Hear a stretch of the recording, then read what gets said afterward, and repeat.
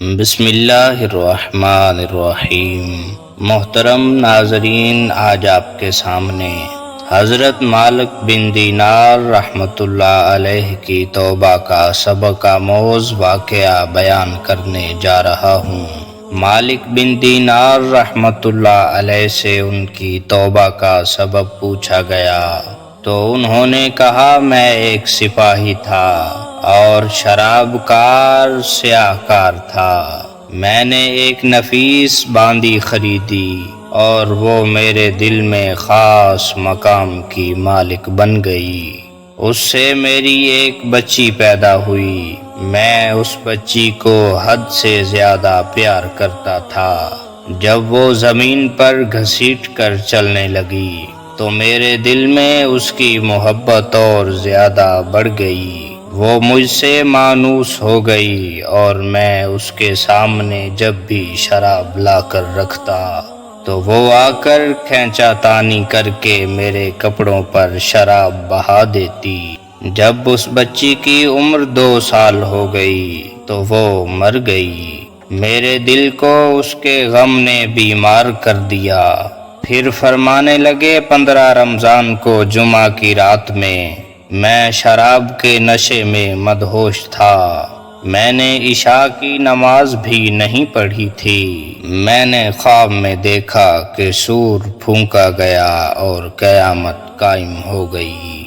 مردے قبروں سے اٹھائے گئے اور تمام مخلوق کو جمع کیا گیا، جن میں بھی تھا۔ میں نے اپنے پیچھے آہٹ سنی، مڑ کر دیکھا تو ایک بہت بڑا اژدہا ہے، کالے رنگ کا، آنکھیں نیلی ہیں، منہ کھولے میری طرف دوڑا آ رہا ہے۔ خوف و دہشت کے مارے میں بھاگا۔ راستے میں ایک صاف ستھرے لباس والے شخص کے پاس سے گزر ہوا۔ میں نے سلام کہا، اس نے جواب دیا۔ میں نے کہا، بابا مجھے اس اژدہا سے پناہ دو، تجھے اللہ تعالی پناہ دے۔ وہ بوڑھا رونے لگا اور کہا، میں کمزور اور ضعیف ہوں اور یہ اژدہا زبردست ہے، یہ میرے بس میں نہیں، آگے چلو اور بھاگو، شاید اللہ تعالیٰ تیری نجات کی کوئی صورت بنا دے۔ میں آگے بھاگنے لگا اور ایک بلند جگہ پر چڑھ گیا۔ ادھر میں نے جہنم کے طبقات کو جھانک کر دیکھا، ان کی ہولناکیاں دیکھیں۔ قریب تھا کہ اژدہا کے خوف سے میں ان میں گر جاتا۔ مجھے کسی نے آواز دے کر کہا، یہاں سے آگے جاؤ، تم یہاں کے رہنے والے نہیں ہو۔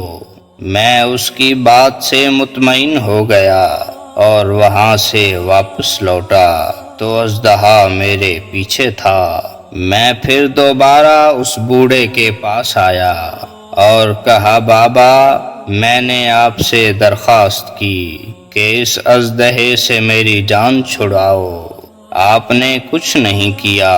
وہ بوڑھا پھر رونے لگا اور کہا، میں ناتواں ہوں، البتہ تم اس پہاڑ کے پاس جاؤ جہاں مسلمانوں کی امانتیں ہیں، اگر تمہاری کوئی امانت ہو تو وہ تمہاری مدد کرے گی۔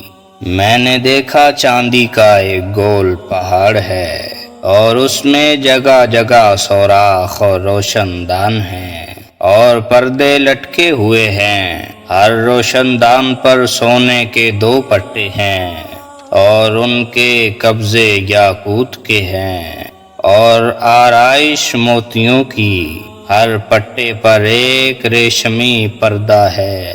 جب میں نے پہاڑ کی طرف نظر دوڑائی تو فوراً اس کی طرف بھاگا اور اژدہا میرے پیچھے تھا۔ جب میں پہاڑ کے قریب پہنچا تو ایک فرشتے نے آواز دی، پردے ہٹاؤ، دروازہ کھول دو اور سیدھے کھڑے ہو جاؤ، شاید اس حاجت مند کی یہاں کوئی امانت ہو جو اسے اس کے دشمن سے نجات دلائے۔ میں نے دیکھا پردے ہٹ گئے اور دروازے کھل گئے اور ان روشن دانوں سے بہت سارے بچے میری طرف جھانکنے لگے، ان کے چہرے چاند کی مانند تھے۔ اسی دوران اژدہا بھی میرے نزدیک پہنچ چکا تھا۔ میں اس وقت حیران رہ گیا جب ان میں سے ایک بچے نے چلا کر کہا، سب آؤ، اس کا دشمن اس کے قریب آ گیا۔ چنانچہ وہ جوک در جوک کھڑے ہو کر جھانکنے لگے۔ اچانک میری وہ بچی جو مر چکی تھی وہ بھی ان کے ساتھ جھانک رہی ہے۔ جب اس نے مجھے دیکھا تو رونے لگی اور کہا، ہائے، یہ تو میرا باپ ہے۔ پھر اس نے نور کے جھرمٹ میں تیر کی تیزی کے ساتھ چھلانگ لگائی اور میرے سامنے آ کر کھڑی ہو گئی۔ اس نے اپنا بایاں ہاتھ میری طرف بڑھا کر میرا دایاں ہاتھ پکڑ لیا اور اپنے دائیں ہاتھ کو اژدہے کی طرف بڑھا دیا تو وہ بھاگ گیا۔ پھر اس نے مجھے بٹھایا اور میری گود میں بیٹھ گئی اور اپنے دائیں ہاتھ سے میری داڑھی پکڑ کر کہا، اے ابا جان، کیا مومنوں کے لیے وہ وقت نہیں آیا کہ ان کے دل اللہ کے ذکر کے لیے جھک جائیں؟ میں رونے لگا اور کہا، اے بیٹی، تم لوگ بھی قرآن کو جانتے ہو۔ اس نے کہا، ہم تو تم سے بھی زیادہ قرآن کو جانتے ہیں۔ میں نے کہا، اژدہے کے بارے میں تو کچھ بتاؤ، وہ مجھے ہلاک کرنے کا در پہ تھا۔ اس نے کہا، وہ تیرا برا عمل ہے جس کو تو نے طاقتور بنایا اور وہ تجھے جہنم کی آگ میں ڈبونا چاہتا ہے۔ میں نے کہا، اس بوڑھے کے بارے میں بتاؤ جو راستے میں ملا۔ اس نے کہا، وہ تیرا نیک عمل ہے جسے تو نے اتنا کمزور کر دیا کہ اب وہ برے عمل کا مقابلہ نہیں کر سکتا۔